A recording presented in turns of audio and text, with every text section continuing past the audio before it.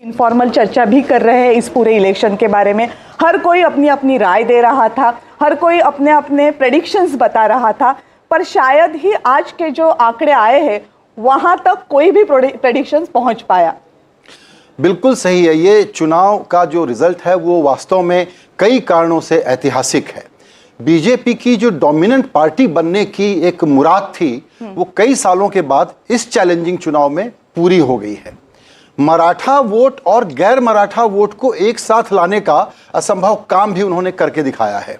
उनका strike rate करीब करीब 85-90% का है सीटों के मामले में, और वोट शेयर करीब करीब जाएगा 50%। ये ऐतिहासिक है। आप ये सोचें कि शतरंज की जितनी चाल इन्होंने खेली, और जब खेली पिछले 2 साल में या 5 साल में महाराष्ट्र की राजनीति को कैसे डोमिनेट करना है या कैसे जीत के लाना है, उसमें उनकी हर चाल, हर स्ट्रैटेजी और हर टैक्टिक्स कामयाब हुई है।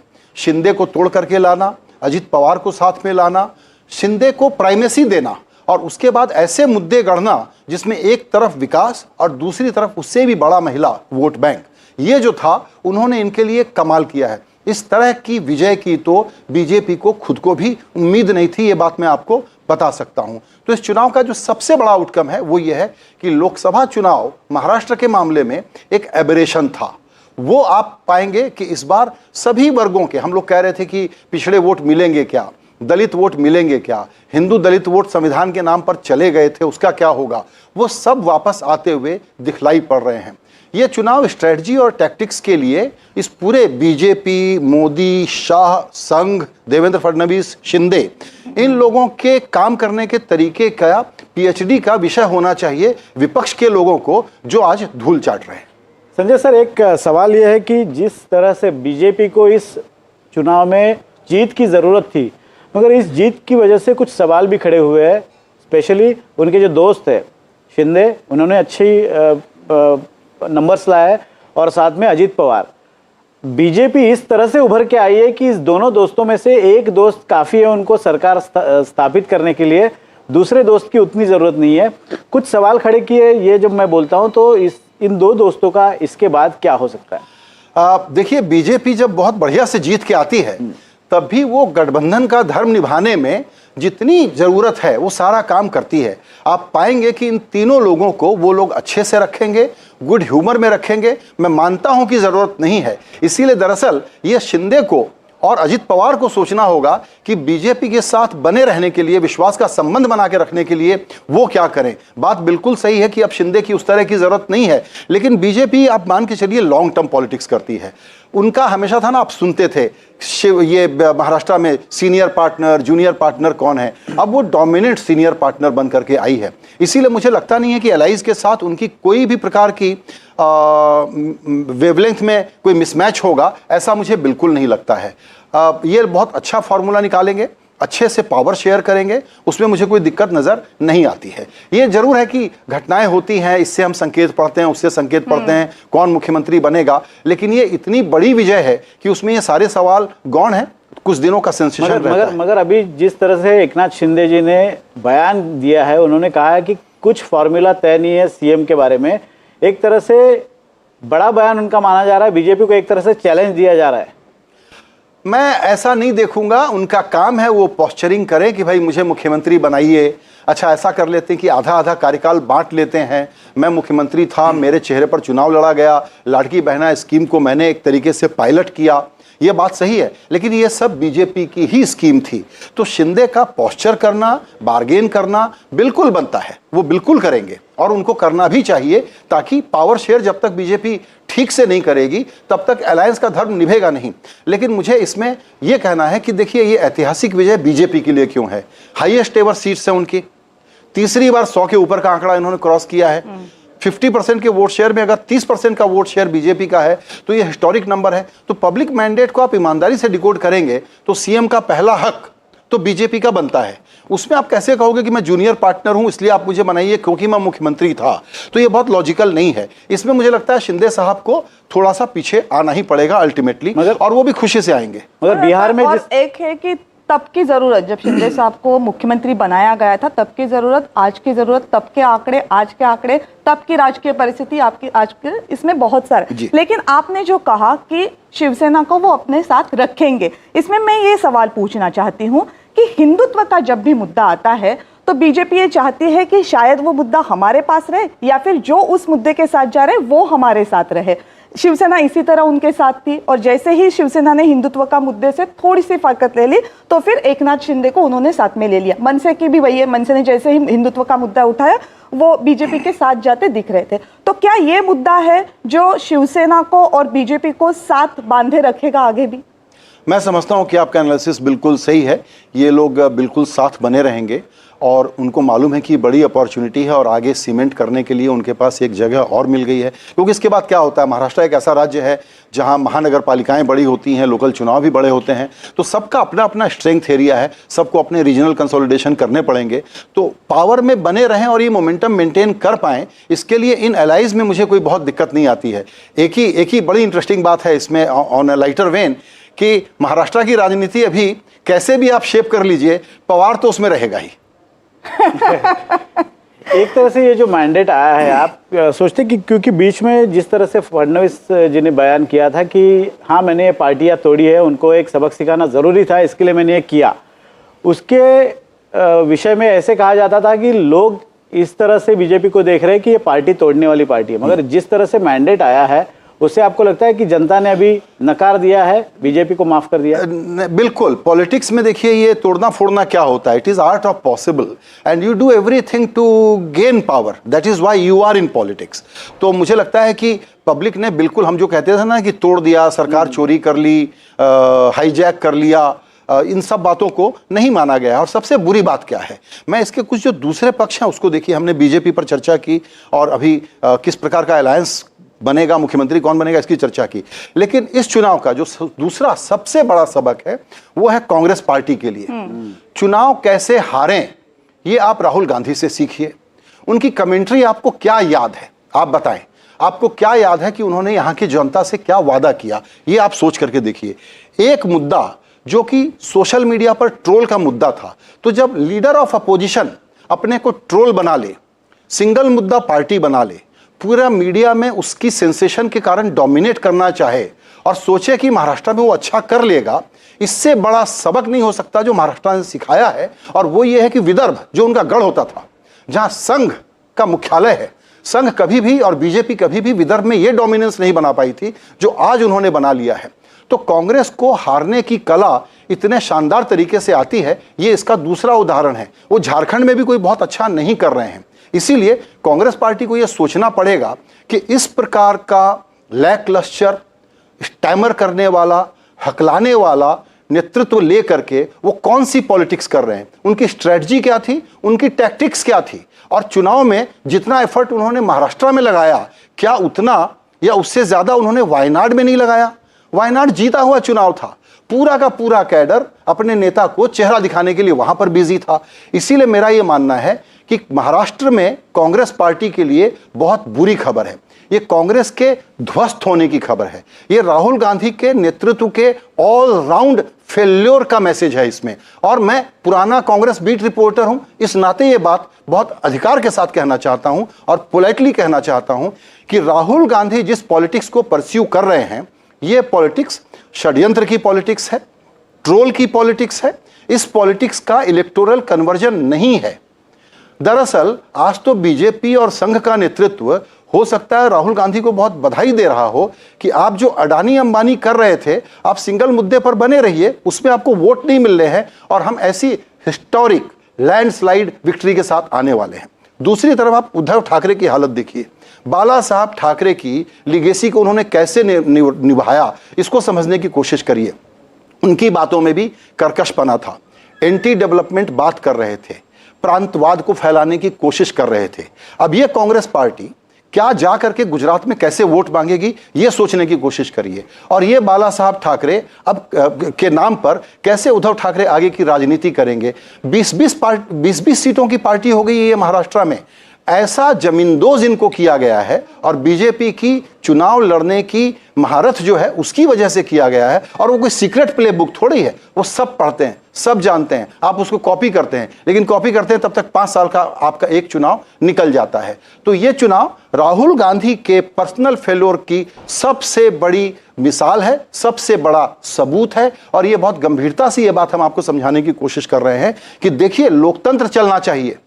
बीजेपी का ऐसा डोमिनेंस किसको चाहिए?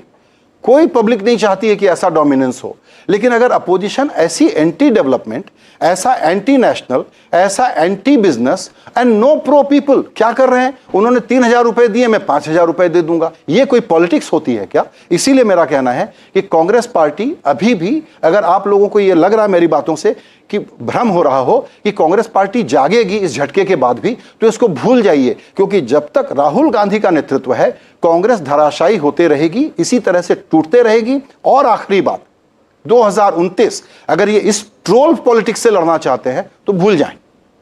कांग्रेस के प्रचार में जो एक बात दिख रही थी वो ये दिख रही थी कि कोई भी महाराष्ट्र व्यापी, जिसको आप पैन महाराष्ट्र कह सके, ऐसा मुद्दा लेने की वजह एजेंडा सेटिंग लग रहा था। ऐसा लग रहा था कि जो मुद्दे कांग्रेस लाना चाहती थी वो पहले से तय किए गए थे और उन्हीं को कांग्रेस आगे लाना चाहती थी, पर बदकिस्मती महाराष्ट्र के लोगों ने उसको एक्सेप्ट नहीं किया।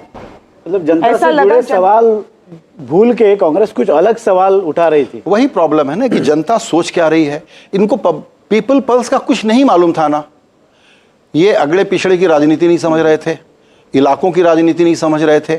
हमारे पत्रकार लौट करके सोया कपास को बड़ा मुद्दा बता रहे थे, कौन सा मुद्दा निकल करके आया? कोई रिजोनेंस था ही नहीं इनकी बातों का। क्या कह रहे थे? आप लोगों ने इतनी कमेंट्री की, आप लोग मुझे बताइए। मेरे इस सवाल का जवाब मैं आप लोगों से लेना चाहता हूं। आपको कांग्रेस का कौन सा इशू याद है? कोई एक इशू याद है आपको जो पब्लिक में रिजोनेट करे? किस राज्य में? महाराष्ट्र, जहां पर कि कांग्रेस मजबूत थी, जहां शरद पवार का साथ था। ये तो शरद पवार हैं, इसलिए आपको एक सेम्बलेंस ऑफ चुनाव लड़ने वाला फाइटिंग मोड थोड़ा सा नजर आया, वरना कांग्रेस की क्या हैसियत थी इस चुनाव में सामने आ गया है ना। उद्धव ठाकरे किस तरह से तितर बितर होकर बिखर करके पराजित हो गए हैं, सामने आ गया है ना। मेरा यही कहना है कि अगर आपका ऑब्सेशन कॉरपोरेट दुश्मनी और एक ऐसी आवाज, अमेरिका का चुनाव, लिबरल अमेरिकन डेमोक्रेसी का हम एग्जाम्पल देते हैं, आपको दिख नहीं रहा है वहां पर कि क्या बयार बह रही है, आमतौर पर पब्लिक क्या सोच रही है? आप अपनी पॉलिटिक्स को रीएडजस्ट नहीं करेंगे क्या? और चूंकि आप अपनी पॉलिटिक्स को रीएडजस्ट नहीं करेंगे तो ऐसा ही नतीजा आएगा जिसमें आप जमींदोज हो जाएंगे। इनको पब्लिक पल्स का कोई आइडिया ही नहीं है। ये सोशल मीडिया के ट्रोल को पॉलिटिक्स समझते हैं और सोशल मीडिया के ट्रोल में ये जब तक फंसे रहेंगे कांग्रेस पार्टी का भविष्य अत्यंत ही अंधकारमय है। ये मैं आपको बताना चाहता हूं। आप सोचिए, ये बैठ करके ब्लैक बोर्ड ले करके अपने प्रवक्ता के साथ जब इनको चुनाव प्रचार में गली मोहल्ले में घूमना चाहिए तो वहां बैठ करके कॉन्स्पिरेसी थ्योरी का, जैसे नहीं होता व्हाइट बोर्ड पर कोई बड़ा स्ट्रेटजिस्ट अपने को समझ रहा है, बैठ करके कोई डिजाइन बना रहा है, उस प्रकार का बीच चुनाव में कैंपेन के दौरान अपने आर्म चेयर पर बैठ करके ज्ञान दे रहे हैं। तो मेरा यह कहना है कि इस वक्त एंटी डेवलपमेंट पॉलिटिक्स के ये बड़े चेहरा बन गए हैं। दुर्भाग्य की बात है, लोकतंत्र मजबूत में कांग्रेस मजबूत हमको चाहिए, लेकिन ये तो नहीं दे पाएंगे। इसीलिए इनका पब्लिक में कोई रेजोनेंस नहीं दिख रहा है। महाराष्ट्र में, महाराष्ट्र कौन है? सबसे बड़ा सोशल रिफॉर्म वाला राज्य। महाराष्ट्र कौन है? सामाजिक रूप से सबसे जागा हुआ राज्य। महाराष्ट्र कौन सा राज्य है जहां इतनी जातियां, धर्म, सबके बावजूद ये एक ऐसा मैंडेट ला करके आपको देते हैं? आपकी कौन सी थ्योरी सही निकली, आप ये बताइए ना। क्या फ्यूचर देखते हैं तीन पार्टियों का जो बुरी तरह से हार रही है? ये जो रिजल्ट है उसके बाद कभी भी पॉलिटिक्स में ये नहीं कहना चाहिए कि कौन सी पार्टी उठेगी या नहीं उठेगी, लेकिन पवार लेड जो पॉलिटिक्स चली थी इस महाराष्ट्र में, और पवार का मतलब होता है पूरे देश में एक खास तरह की पॉलिटिक्स, पवार लेड पॉलिटिक्स का ये आखिरी अध्याय है। ये दुख की बात है। पवार साहब की पॉलिटिक्स को जिंदा रहना चाहिए और सक्सेसफुल होना चाहिए, ये दुख की बात है। और उसको फ्लॉप किसने किया है? ये दो कमजोर खिलाड़ियों ने, जो लोग कॉरपोरेट दुश्मनियों के कारण और छोटे मोटे, जिसको कहते हैं ना, गुदगुदाने वाले अचीवमेंट के कारण एक ऐसी पॉलिटिक्स को परस्यू कर रहे थे जिसका जनता ने करारा जवाब दे दिया है। ये लोग ब्रीफ पर काम करने वाले लोग हैं, ये लोग ट्रोल करने वाले लोग हैं, इसीलिए इनकी इतनी धुनाई हुई है। एक तो इनका फ्यूचर बहुत खराब है। एक तो आपने मुद्दों की बात की, लेकिन अगर हम पॉलिटिकल पार्टी के तौर पे बात करें तो भी कांग्रेस कुछ अच्छा करती नहीं दिखाई दे रही थी। जिसको हम कैडर मोबिलाइजेशन कहते हैं, जिसको हम वोटर मोबिलाइजेशन कहते हैं, उसमें भी कांग्रेस कहीं नहीं दिख रही थी। कहीं ना कहीं इसका भी खामियाजा कांग्रेस को इस इलेक्शन में भुगतना पड़ा। इसीलिए क्योंकि आपने कांग्रेस पार्टी के कार्यकर्ता को ये एहसास दिला दिया है कि सोशल मीडिया पर ट्रोल करने से चुनाव प्रचार हो जाता है, तो पूरा कैडर घर पे बैठा रहता है, इनके नेता घर पे बैठे रहते हैं, इनके जो प्रभारी बन करके आते हैं चुनाव लड़ने के लिए वो ड्राइंग रूम में बैठे रहते हैं। ये लोग ग्राउंड पे हैं कहाँ, इनको मोबिलाइजेशन आता कहाँ है? इनका वोट है, उनको ये बूथ तक ला नहीं सकते। ये आप पिछले 10 साल की हिस्ट्री नहीं है, उससे ज़्यादा की हिस्ट्री है। पब्लिक मूड थोड़ी ही कोई बीजेपी के पास 60% है, 40% ही है ना नेशनल लेवल पे, 60% दूसरे साइड में है ना। फिर ये अपोजिशन वोट मोबिलाइज क्यों नहीं कर पाता? इसलिए नहीं कर पाता क्योंकि कांग्रेस पार्टी को ये गेम खेलना आता ही नहीं है। कांग्रेस पार्टी का जिस प्रकार का नेतृत्व है वो कहता है कि हम तो पावर लेने के लिए चुनाव ही नहीं लड़ रहे हैं, तो घर बैठो यार, घर बैठा दिया पब्लिक ने। राहुल गांधी के नेतृत्व पे जो प्रश्न चिन्ह लगाया जा रहा है, लोकसभा के दौरान थोड़ा सा कम होता दिख रहा है, पर लोकसभा के बाद जो जो चुनाव हो रहे हैं उसमें वो प्रश्न चिन्ह और गहरा होता जा रहा है। महाराष्ट्र के चुनाव में उसमें एक और मोहर लगा दिए। बहुत अच्छा सवाल है। भारत की जनता अपनी पॉलिटिक्स को शेप करती है, उसमें एक बड़ा नेतृत्व होता है, वो उसको क्राफ्ट करके एक फ्रेमवर्क देता है कि मैं आपको विकास की राजनीति दूंगा, मैं आपको ऐसी राजनीति दूंगा, वैसी राजनीति दूंगा, जो भी है। इनके पास पब्लिक मूड को पढ़ने का कोई तरीका या पैमाना ही नहीं है। इसी कारण इनकी ये परिस्थिति हुई है कि लोकसभा में जो अपॉर्चुनिटी क्रिएट हुई थी, इसको इन्होंने गंवा दिया। हरियाणा में जीता हुआ राज्य था, तो अगर आप हरियाणा में नहीं जीत सकते, आप राजस्थान जैसे राज्य में, मध्य प्रदेश में जहां लगातार 3 बार बीजेपी लौट के आई है, वहां आप अपनी नई शुरुआत नहीं कर सकते, तो बड़ी प्रॉब्लम है। अब ये क्या करेंगे मैं बताता हूं। मुझे नहीं मालूम कि इनको चिंतन मनन शिविर इस बार कहां लगाना चाहिए, बारामती में लगाना चाहिए या बैंकॉक में लगाना चाहिए। लेकिन ये सोचने की बात है कि आप अपने कैडर को ब्लेम करेंगे। आप जानते हैं क्या कहेंगे? अब नेतृत्व को इंसुलेट करने के लिए कांग्रेस पार्टी के नहीं नेता ये कहेंगे कि जी लोकल नेतृत्व पर डिसीजन छोड़ा हुआ था।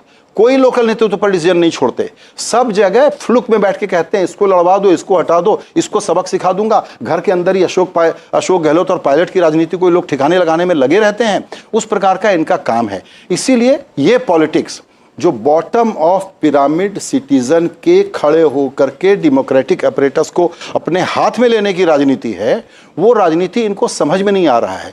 ये एलीट पॉलिटिक्स है, ये फैमिली डायनेस्टी ओरिएंटेड पॉलिटिक्स है। उसके आगे इनका कोई बहुत ज्यादा एम्बिशन है भी नहीं लाइफ में। ये प्रॉब्लम है। अगर जिस तरह से चुनाव के नतीजे आए, आप किस तरह से देखते हैं? लोगों को क्या चाहिए, मतलब इस मैंडेट का क्या अर्थ निकाले हम?